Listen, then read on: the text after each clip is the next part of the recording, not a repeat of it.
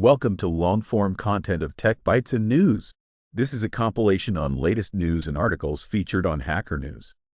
You can find the original links of articles in the description. Please like and subscribe to support future content. Hope you enjoy.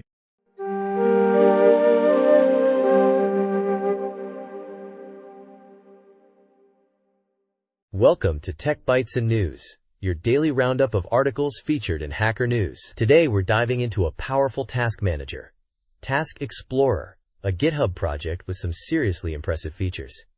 It's got over 900 stars, which speaks volumes. 900 stars? Wow, that's a lot. What makes this task manager so special? Well, it's not just your average task manager. Think of it as a surgical instrument for system analysis. It doesn't just show you what's running. It lets you deep dive into the processes themselves. Deep dive?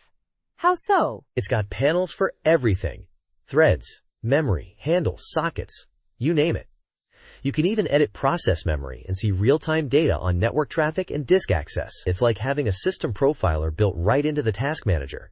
That sounds incredibly powerful, but also potentially dangerous if misused. Are there any safety features? That's a good point. It's definitely a tool that requires a certain level of technical expertise. I wouldn't recommend it for casual users, but for developers or system administrators, it's a goldmine. The documentation is pretty thorough, though. I see. So it uses the Qt framework, which is cool because that means it's potentially cross-platform, right? They mentioned plans for a Linux port. That would be a game changer. Absolutely. A powerful GUI-based task manager for Linux is a rare beast. This could really shake things up. And on Windows, it leverages Process Hacker and a custom driver for even more robust system monitoring. It's built on some serious tech. It's written primarily in C and C++, with a bit of C# thrown in for good measure. Interesting language choices. What about the community aspect? How active is the project? It's pretty active. It's got a decent number of contributors, and the last release was just recently. The changelog is well maintained, which is always a good sign. Plus, there's a Patreon link if you want to support the developer. That's great to hear. It sounds like a really well-maintained and powerful tool. I'm definitely going to check it out. Thanks for the overview. You're welcome. And remember, folks, always use powerful tools responsibly. This is not your average task manager. It's a precision instrument for system analysis. Now, that's all the time we have for today's Tech Bytes and News. Thanks for listening, and have a great day. Bye-bye. Welcome to Tech Bytes and News, your daily roundup of articles featured in Hacker News. Today, we're diving into a fascinating piece, explaining why cryptography doesn't rely on nitrogen monophosphide complete problems. It's a bit counterintuitive, so buckle up. I'm eager to hear this. I always assumed cryptography was all about nitrogen monophosphide complete problems. What's the core argument? Right. The crux is the difference between worst case and average case hardness, NP. Complete problems are hard in the worst case scenario, meaning there's no known polynomial time algorithm to solve every instance efficiently. But cryptography needs problems that are hard on average, for randomly selected inputs. Think about it. If a cryptographic scheme fails 99% of the time, it's useless, right? Absolutely. So RSA, for example, isn't based on a nitrogen monophosphide complete problem? How does it work then? Exactly. RSA relies on the difficulty of factoring a large number, the product of two large primes. We pick those primes randomly. The security hinges on the fact that factoring a randomly chosen number of that size is computationally infeasible. It would take more than 2,128 operations. That's a concrete measure of hardness, not just an asymptotic one. Okay, I see. So the randomness is key. But why isn't the nitrogen monophosphide complete approach used? It seems like a natural fit, given the inherent difficulty. That's a great point. The problem is that nitrogen monophosphide completeness only guarantees worst-case hardness. It doesn't say anything about the average case. An monophosphide complete problem could be easy to solve for most inputs, but incredibly hard for a tiny fraction. That wouldn't work for cryptography. We need consistent, reliable hardness. So even if a nitrogen monophosphide complete problem happens to be hard in practice for a given size, it's not a reliable foundation for cryptography because we lack that guarantee of average case hardness? That's a subtle but crucial distinction. Precisely. The article uses the example of the three-color map coloring problem. Is nitrogen monophosphide complete, meaning there's no known polynomial time algorithm to solve all instances. But it could be that a randomly generated map is easily colorable most of the time, rendering it unsuitable for cryptography. We need a problem where a randomly chosen instance is almost always hard.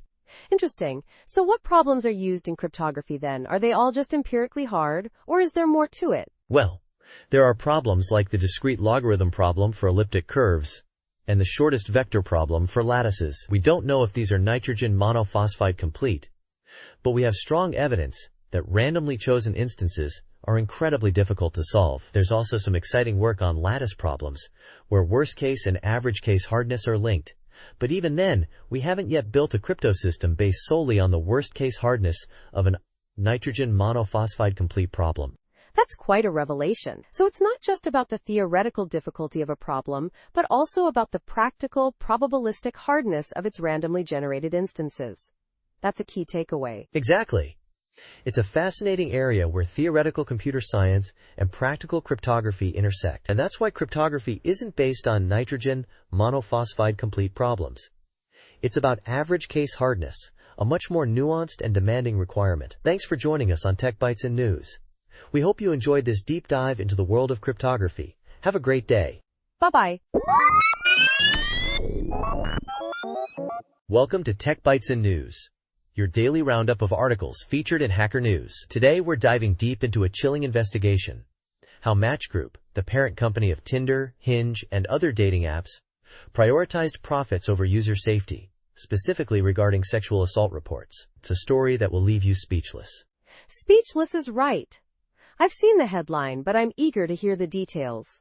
What's the core issue here? The core issue is systemic failure. The investigation, an 18-month project, uncovered that Match Group knew about numerous sexual assault reports against specific users, including one particularly horrific case involving a cardiologist, Stephen Matthews, who was reported multiple times for rape. Yet, he remained active on their apps for years, even after police reports were filed.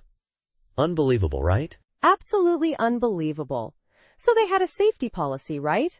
What happened to that? They did have a policy stating that accounts associated with assault reports would be banned, but the implementation was severely lacking. The investigation revealed internal documents showing Match Group knew about the problem since at least 2016, even possessing a system called Sentinel to track these reports. But they didn't effectively use it across all their apps. It's like they had a fire extinguisher but never used it. So Sentinel was essentially useless? What were the reasons behind this failure? Well, it wasn't entirely useless, but its effectiveness was severely hampered. The apps didn't require photo ID verification, making it easy for banned users to create new accounts with slightly altered information. Plus, there was a lack of inter-app communication. A user banned from Tinder could easily reappear on Hinge or Plenty of Fish, and internal documents suggest that prioritizing growth and metrics over safety played a significant role. One employee even wrote about the obsession with metrics being potentially dangerous. That's a damning statement. So what about Match Group's response to all this? Their response was underwhelming. They issued a statement acknowledging their role in fostering safer communities, but their actions didn't match their words. Their own testing showed that banned users could easily create new accounts with the same information. They claimed to be investing in safety, but the investigation revealed that safety initiatives were scaled back, and key personnel, including the head of safety, Tracy Breeden, were let go. It's a pattern of prioritizing profits over people. It sounds like a complete failure of leadership. What about the legal ramifications? Did anyone face consequences? Matthews, the cardiologist, was sentenced to 158 years to life in prison, but Match Group executives, despite knowing about the problem, haven't faced any charges. However, there's increasing legislative pressure. Colorado passed a law requiring dating apps to disclose safety measures, and other countries are demanding transparency. A class action lawsuit has also been filed against Match Group. The legal battle is far from over. This is truly disturbing. It highlights a massive ethical failure. What can users do to protect themselves? That's a crucial question. The investigation shows that relying solely on dating apps for safety is a mistake.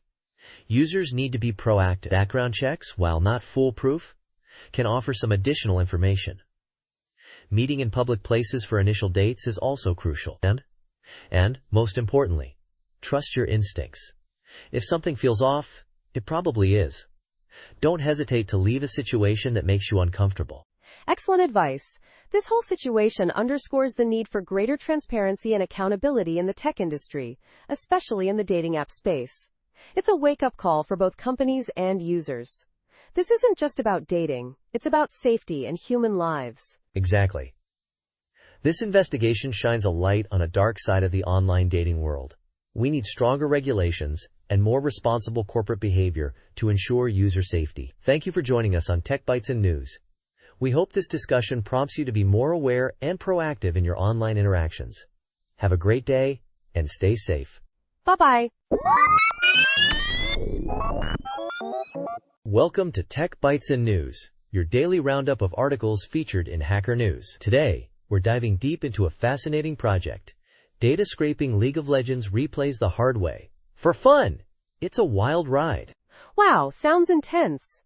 What's the core challenge here? Why is this so difficult? The main hurdle is accessing detailed, moment-to-moment gameplay data.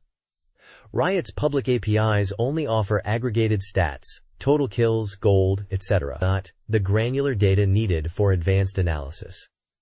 Think player positions, ability usage timings, damage calculations at millisecond precision. That's what makes this project so unique. So, existing datasets are lacking in granularity and precision? What are the implications of that? Exactly. It limits the types of models you can build. You can create basic win prediction models, sure, but forget about sophisticated reinforcement learning agents like those used in StarCraft 2 or Dota 2. Those require high-fidelity data, which is currently unavailable for League of Legends. I see. So, this project aims to build that high-fidelity dataset. How's it done? By reverse engineering the game engine and replay format, the author directly decrypts and processes the game's internal replay files, the ROFL files. It's a complex process involving emulation and decryption. Emulation? You mean like running a virtual machine? Not exactly. It uses an emulator to run specific parts of the League of Legends binary, without running the whole game. This helps in debugging and understanding the encrypted packets within the replay files. Think of it as a highly targeted debugger. Okay, got it. And the decryption? Is it simple XOR or something more sophisticated? Oh, it's way more sophisticated than simple XOR. It involves a 255-byte lookup table, combined with a series of arithmetic operations. It's a clever obfuscation technique, making it challenging to reverse engineer directly. The author even mentions that the encryption methods change frequently with game updates. That sounds incredibly complex. So how did the author overcome this? Instead of fully reverse engineering the decryption, the author uses a clever trick. They intercept key values directly from CPU registers using trampoline hooks. This allows them to extract the necessary data without needing to fully understand the decryption algorithm. It's a pragmatic approach, focusing on results over complete understanding. That's a brilliant workaround. But doesn't that make the system fragile to game updates? Yes, it does. The hooks need to be updated whenever Riot changes the game's internal structures. The author acknowledges this limitation. There's also an alternative approach mentioned in the article, which involves running the game client in replay mode and sampling the game state at fixed intervals. This is simpler to maintain but less precise. So a trade-off between robustness and precision.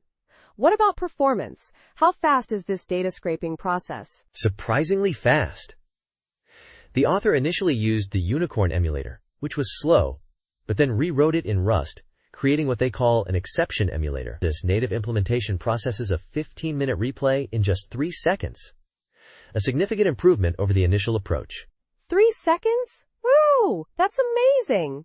What are some of the other interesting aspects of this project? The article also discusses several potential optimizations that Riot could implement in their game engine and replay format to reduce data size and improve efficiency. Things like removing redundant packets, using variable length integer encoding, and employing multi-threading for packet processing. It's a fascinating blend of reverse engineering, data analysis, and system optimization.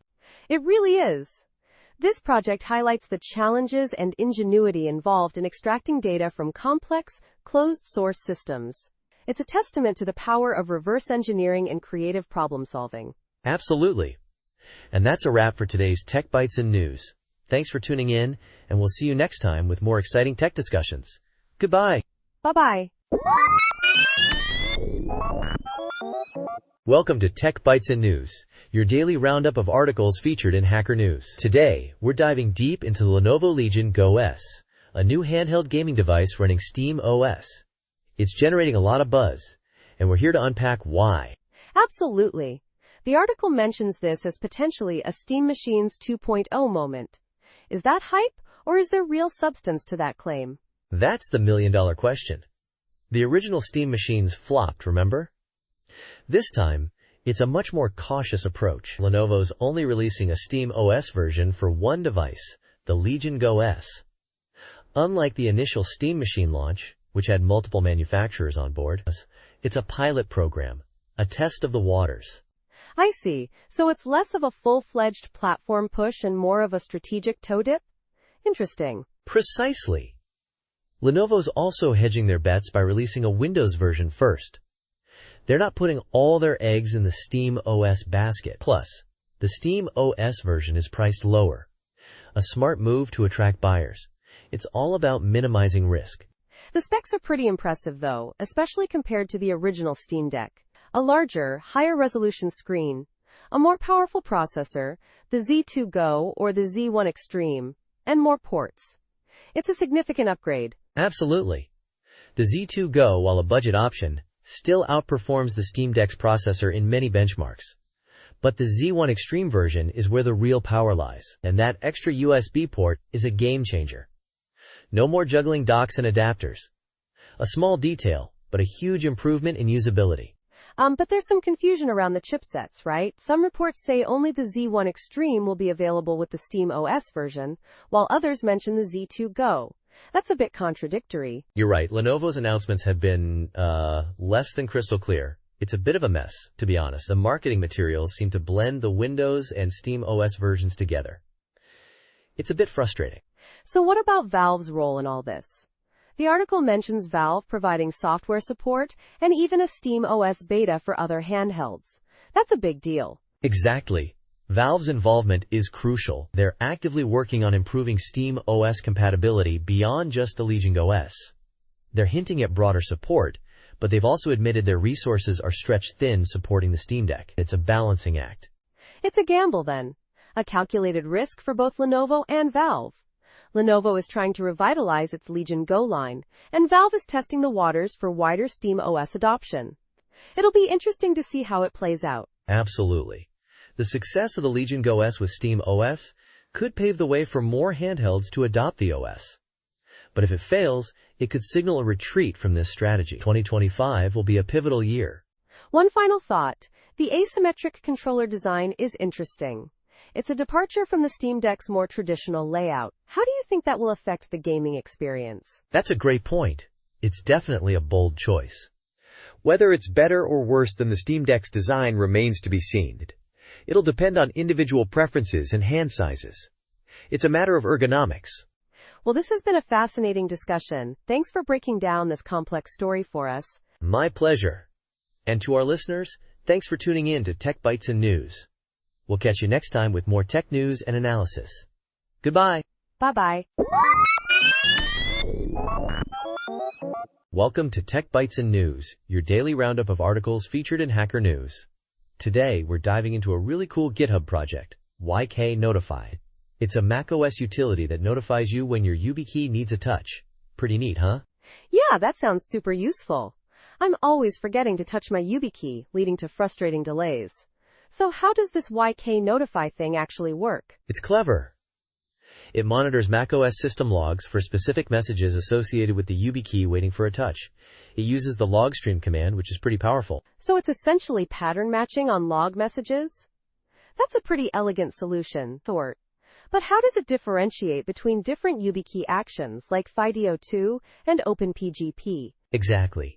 It identifies different log messages for different actions. For FIDO2, it looks for a message like kernel, iohade family, iohade lib user client, 0 by 123,456,7 789 start queue. For OpenPGP, it's a bit different. It looks for repeated instances of USB smart card reader time extension received. It's all about those unique log signatures. That's impressive. So if it sees one of these messages, it pops up a notification? What about false positives? I've had tools that were overly sensitive before. That's a great point.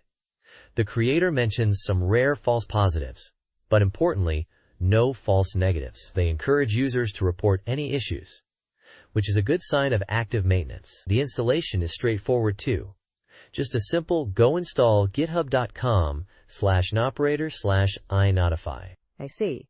So it's written in Go. That makes sense, given its focus on system interactions. What about usage? How do you actually run it? It's just yk-notify from the command line. The output is JSON, providing a timestamp and the type of YubiKey action.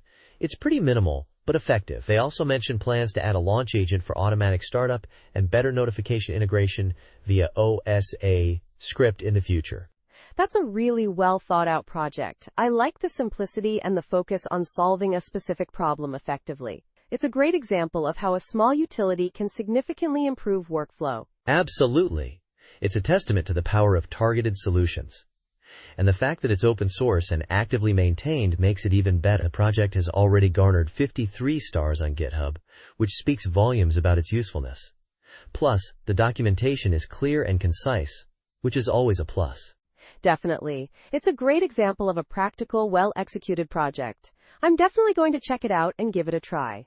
Thanks for highlighting it. You're welcome. And that's all the time we have for today's Tech Bytes and News. Thanks for listening, and we'll catch you next time. Goodbye. Bye-bye.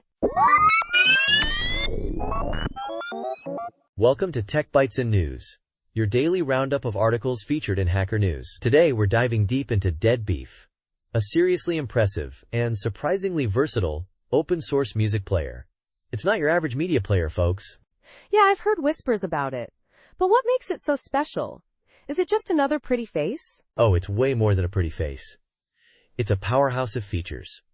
First off, it's cross-platform. Linux, macOS, Windows, BSD, the works. It's modular, meaning you can customize it to your heart's content with plugins. And the format support? Insane. MP3, OGG Vorbis, FLAC, APE, WAV, you name it. It probably plays it. Even chiptune formats like NSF and SID are supported. Wow, that's a long list. But what about tag editing? That's a big deal for me. Excellent question. Dead Beef excels at tag management. It handles Idaho 3v1, Idaho 3v2, all versions, APEv2, and more. It even has automatic character set detection for those pesky non-Unicode tags. Plus, a high-quality tag editor with custom field support. You can really fine-tune your metadata. That's impressive. And what about cue sheets? I have a lot of those. Oh, it handles cue sheets beautifully. It supports both embedded and external cue sheets, automatically matches audio files, and even extracts chapter information from formats like M4B audiobooks. It's incredibly smart about it. So it's feature-rich, but is it efficient? I don't want something that hogs resources. Efficient is an understatement. It uses native UI toolkits for each platform, GTK 2/3 on Unix, Cocoa on Mac, for optimal performance. It's designed to be lightweight and responsive. Okay, I'm sold on the audio playback and organization. But what about extra features? Oh, there's more. It has gapless playback, replay gain support, including a scanner, a powerful 18-band equalizer, and a highly customizable DSP pipeline with numerous plugins. It even supports streaming radio and has a built-in converter to transcode your music to different formats, perfect for mobile devices. And it handles album art beautifully, even downloading it automatically from various web services. This sounds almost too good to be true. Is there anything it doesn't do? Well, it's primarily focused on local files. It's not a full-fledged streaming service like Spotify or Apple Music, but for managing and playing your personal music library, it's unmatched. It's a direct approach. You add files directly from your file system. Multiple playlists, sorting options, advanced title formatting, scripting. It's incredibly flexible. I see. So, a powerful, customizable, and efficient local music player with extensive format support. Sounds like a winner. Absolutely. And it's open source, so you can contribute to its development or even delve into its code. Check out the link in the show notes to download it and give it a try. You won't be disappointed. Thanks for joining us on Tech Bytes and News. Have a great day. Bye-bye. Welcome to Tech Bytes and News, your daily roundup of articles featured in Hacker News. Today, we're diving into a fascinating development: the US and UK's refusal to sign an AI safety declaration at a recent summit in Paris. It's a pretty big deal. A major development indeed. So what was this declaration all about, and why did the US and UK balk? I'm really curious. Essentially, about 60 countries gathered to agree on a declaration aiming to make AI development safe, secure, and trustworthy. Think international cooperation on AI ethics and safety guidelines. But the US, under the Trump administration, and the UK had other ideas. Interesting. What were their objections? Was it just a simple disagreement or something more complex? It seems to be more than a simple disagreement. The U.S. stance is described as a 180-degree turnaround from the Biden administration's approach. Vice President Vance explicitly stated the U.S. aims to maintain its dominance in AI, even warning against overly precautionary regulations. He emphasized building the most powerful AI systems within the U.S. Wow, a complete shift in policy. So it's all about maintaining a competitive edge, right? A bit of an America First approach to AI? Exactly. The article highlights the intensifying competition with China in AI development, chip manufacturing, foundational models, chatbots, and the energy demands of supercomputers. The emergence of a surprisingly competitive AI model from a little-known Chinese lab, DeepSeek, seems to have added fuel to the fire. I see. So the US and UK felt the declaration's wording was too restrictive, hindering their ability to compete? That makes sense, in a way. Yes, but it's more nuanced than that. A source close to the British government mentioned the wording as being too restrictive, but the U.S. also had concerns about the declaration's emphasis on multilateralism and international collaboration. They also seemed wary of a new AI foundation launched by France, fearing it might favor French-speaking countries. So it's not just about the regulations themselves, but also about the political and economic implications of international cooperation in this field. It's a complex geopolitical game, isn't it? Absolutely. One expert even called Vance's speech a 180-degree turnaround, highlighting the dramatic shift from the previous administration's stance. The whole situation underscores the growing tension between maintaining AI safety and the fierce global competition for AI dominance. This really highlights the challenges of balancing international cooperation with national interests in such a rapidly evolving technological landscape. It's a fascinating and concerning development. Thanks for breaking it down for us. My pleasure. And that's all the time we have for today's Tech Bytes and News. Thanks for listening, and we'll catch you next time. Goodbye. Bye-bye. Welcome to Tech Bytes and News, your daily roundup of articles featured in Hacker News. Today, we're diving into a fascinating paper from ArcSvor, Tiny Pointers, a groundbreaking work in data structures and algorithms. It's really exciting stuff. I'm eager to hear about it. What's the core idea behind these tiny pointers? Are we talking about, like, memory savings? Exactly. The paper introduces a new data structure, the tiny pointer, which, in many applications, can replace traditional log n bit pointers with significantly smaller O log n bit pointers. The amazing part is that this only adds a constant factor time overhead. Think of it as getting massive space savings with only a tiny performance penalty. A constant factor overhead? That sounds almost too good to be true. What's the catch? Well, there are nuances. The optimal size of these tiny pointers depends on the context. For fixed-size tiny pointers, where all pointers are the same size, the optimal size is theta, log n plus log k bits, where n is the number of elements and k relates to the load factor of the array. For variable-size pointers, where the average size is small but some can be larger, it's theta, log k, expected bits. Okay, so the size depends on the load factor. Could you elaborate on that? And what are these balls and bins problems they mention? Right. The load factor represents how full the array is. A higher load factor means more elements are packed into the array, which impacts the efficiency of the tiny pointers.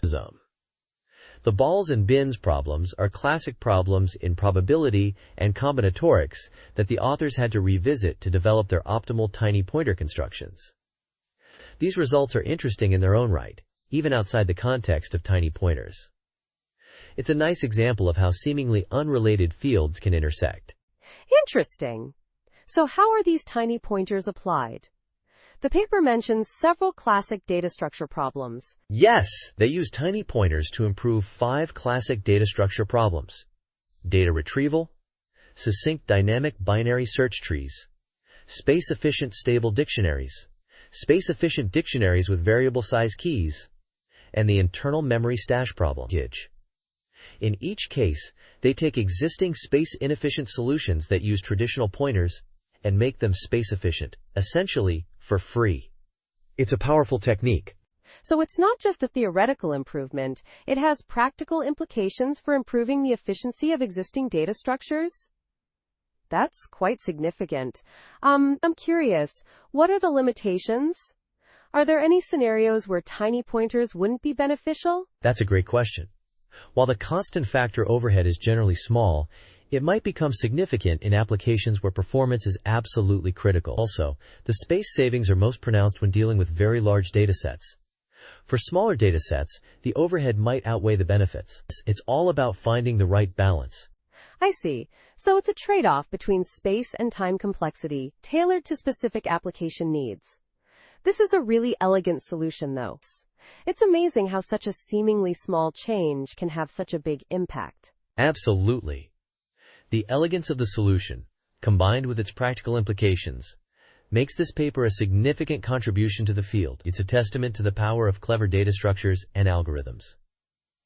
And that's all the time we have for today's episode of Tech Bytes and News. Thanks for listening, and we'll see you next time. Goodbye. Bye-bye. Welcome to Tech Bytes and News, your daily roundup of articles featured in Hacker News. Today, we're diving into a critical issue. The disappearing act of federal data is a real problem, and thankfully, there are groups working to rescue it. Exciting stuff! Absolutely, this is a huge story. I saw the headline, "Federal Data is Disappearing," and immediately thought, oh no, not again. So what's the core issue here? Essentially, since the start of the Trump administration, a massive amount of federal datasets and government websites have vanished. Poof! Gone. Some reappeared with significant changes, others never came back. It's a serious blow to transparency and public access to information. That's terrifying. What's being done to address this? That's where the good news comes in. Several organizations are stepping up. The Internet Archive and the Harvard Library Innovation Lab are leading the charge. They've already saved terabytes of data, 16 terabytes from data.gov alone, a complete collection of what that platform hosted. 16 terabytes? That's a monumental effort. Wow. But how can people access this rescued data? That's a great question. There's an event coming up on February 13th at 3 p.m. Eastern, hosted by Muckrock. Mark Graham from the Internet Archive and Jack Cushman from the Harvard Lab will be discussing the most at-risk data, how to access what's been saved, and how to contribute to preservation efforts. You can register for the event online. This is incredibly important. It's not just about the data itself, but the implications for research, journalism, and accountability. The loss of this information could have far-reaching consequences. What else is Muckrock doing? They're not just hosting the event. They're actively supporting groups working to preserve and share government data. They offer help with archival projects, tools to monitor potentially disappearing information, and collaboration through their Data Liberation Project. If you're involved in a relevant effort, they encourage you to reach out for support. I see. So it's a collaborative effort, a real team-up to fight back against this data loss. It's inspiring to see so many organizations working together. This really highlights the importance of data preservation, doesn't it? Absolutely. It underscores the fragility of online information and the crucial role of proactive archiving. This isn't just a technical issue. It's a matter of preserving our collective history and ensuring government accountability. It's a call to action. Indeed. And the fact that this is happening, that data is being actively removed, is deeply concerning. It's a reminder of how vital it is to be vigilant and support initiatives like these. Exactly. So, listeners, remember the date. February 13th, 3 p.m. Eastern. Register for the Muckrock event, learn more about the data rescue efforts, and consider how you can contribute. And that's all the time we have for today. Thanks for tuning in to Tech Bytes and News. Goodbye. Bye-bye. Welcome to Tech Bytes and News, your daily roundup of articles featured in Hacker News. Today, we're diving into 11 Reader, a free read-aloud text app powered by 11 Labs. It's amazing. Think of it as your personal AI librarian, bringing books, articles, even PDFs to life with incredibly realistic voices. Wow, that sounds incredible. So it's not just about reading aloud, it's about the quality of the narration? Exactly. They boast ultra-realistic AI narration. And it's not just one voice. You can choose from hundreds of high-definition voices, customizing your listening experience. Imagine listening to a classic novel read by a warm British voice, or a news article narrated by a crisp American one. Hundreds of voices? That's a huge library. But what kind of content does it support? Can I just throw any old text file at it? Pretty much. You can import content from web pages, PDFs, EPUBs, you name it. It even supports 32 languages, making it a truly global experience. Plus, there's a cool feature called Gen FM, which lets you create smart podcasts from your own content. It's revolutionary. Gen FM? So it can actually generate podcasts? That's a whole other level of functionality. I'm curious though, how does the bimodal listening work? Is it just text highlighting, or is there something more sophisticated? It's pretty slick. The text highlighting syncs perfectly with the audio, and you can adjust the pace to your liking. It's designed for focused listening, so you can follow along easily, even if you're multitasking. It's perfect for learners, too. I see. Interesting. But what about accessibility? Is it just a fun gadget, or does it have real practical applications for people with visual impairments? Oh, absolutely. It's a powerful tool for accessibility. The ability to listen to any text in any language at your own pace is a game changer for many, and the high-quality voices make it a much more enjoyable experience than some other text-to-speech tools. That's a really important point. I was initially thinking of it as a novelty, but the accessibility aspect is huge. It's not just about convenience, it's about inclusion. That's impressive. Precisely. And it's free. Available on both iOS and Android. They've also partnered with some big names, like the Washington Post, to offer a wide range of content. They've even got a collection of iconic voices, which are licensed voices from famous people. It's a really well-rounded app. This is all incredibly exciting. It seems like 11 Reader is not just a read-aloud app, but a whole ecosystem for accessing and experiencing content in new and innovative ways. The integration with 11 Labs' other services is also a smart move. Absolutely.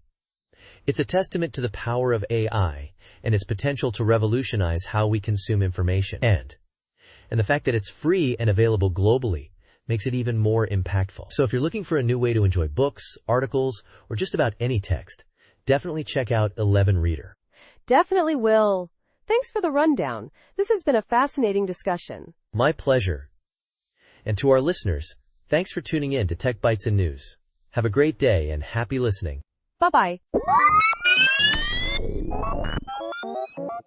Thank you for listening to the daily roundup of Tech Bytes and News. See you again tomorrow. Goodbye.